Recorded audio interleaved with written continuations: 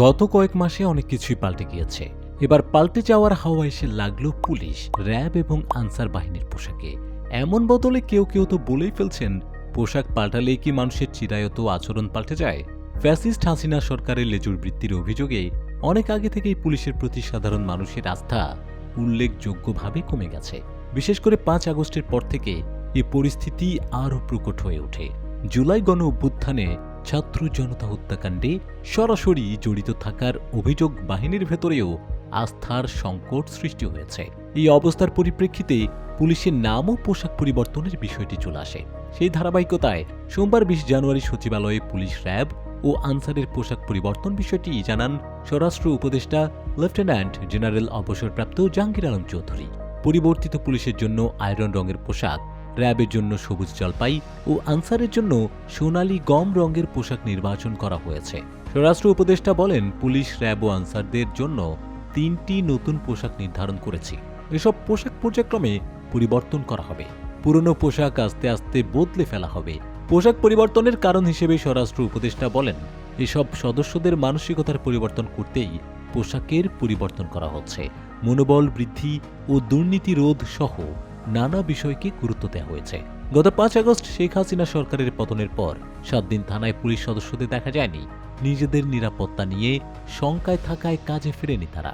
এ সময় তাদের পক্ষ থেকে বিভিন্ন ধরনের দাবি উত্থাপন করা হয়। তবে পুলিশের যে বিষয়টি সবচেয়ে বেশি আলোচনায় ছিল তা হল পুলিশের পোশাক পরিবর্তন।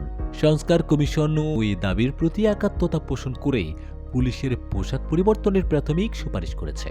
এই অঞ্চলে যখন ব্রিটিশ শাসন ছিল তখনই পুলিশ ব্যবস্থা চালু হয়েছিল। তবে প্রথম দিকে কোনো নির্ধারিত পোশাক ছিল না। কিছু সময় পর তাদের জন্য সাদা পোশাক করা হয়, কিন্তু পোশাক নিয়েও একটা সমস্যা দেখা দেয়। পুলিশ সদস্যদের সাদা ইউনিফর্ম ডিউটি করার সময় অল্প সময়ের মধ্যে নোংরা হয়ে যেত। পরে 1847 সালের ব্রিটিশ অফিসার স্যার হ্যারি লুমসডেনের পরামর্শে পুলিশের ইউনিফর্মটি হালকা হলুদ এবং বাদামি রঙে রাঙানো হয়েছিল। তারপর চা পাতা, পানি ব্যবহার করে সুতির কাপড়ের রং রঞ্জকের মতো তৈরি করে ইউনিফর্মের উপর লাগানো হতো, যার ফলে পোশাকের রং খাকি হয়ে যায়। সেই বছরই পুলিশে খাকি রঙের পোশাক গৃহীত হয়। মুক্তিযুদ্ধের সময়ও বাঙালি পুলিশ সদস্যরা খাকি রঙের পোশাক ব্যবহার করেন। অনেকেই অবশ্য সাদা পোশাকেও লড়াই করেছেন পাক সেনাদের বিরুদ্ধে। দেশ স্বাধীন হওয়ার পর ২০০৪ সালে পুলিশের পোশাকে সবচেয়ে বড় পরিবর্তন আসে। সেই বছর পুলিশের পোশাক পরিবর্তন করে মহানগরগুলোয় হালকা জলপাই রঙের করা হয়। জেলা পুলিশকে দেওয়া হয় গাঢ় নীল রঙের পোশাক।